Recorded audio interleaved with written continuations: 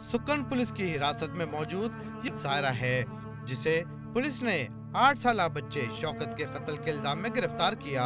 Police के मुताबिक मुलजिमा ने 6 अप्रैल को पड़ोस में रहने वाले बच्चे को घर बुलाया और तशद्दुद करके हलाक कर दिया और शौहर के साथ मिलकर लाश इब्राहिम हैदरी के जंगल में फेंक दी।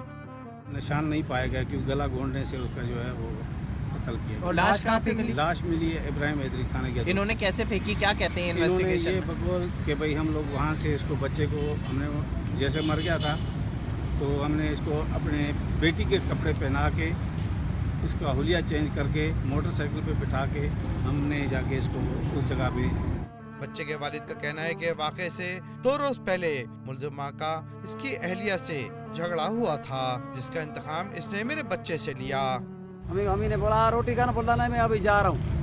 गया तो इसी औरत के घर गया, उसी टाइम इसने गला घोट दिया मेरे बच्चे का। क्यों इसने गला घोटा? सर ये एक दिन पहले तो थोड़ा बच्चों पे तू हुए, ये लड़ाई फसाद हुआ था। मेरी बीबी ने इसको 2 थप्पड़े मारी थी। इसको बोला मेरे को थप्पड़े मारेंगे तेरे को ऐसा सबक सिखाऊंगी, जिंदगी तो रोती रहेगी। सुकन पुलिस ने मुलजिमा के शौहर की तलाश शुरू कर दी है। इब्तिदाई तफ्तीश के दौरान बच्चे की खबर कुशाई होगी और इसका पोस्टमार्टम भी कराया जाएगा। Imran Hafeez, Dawn news, Karachi.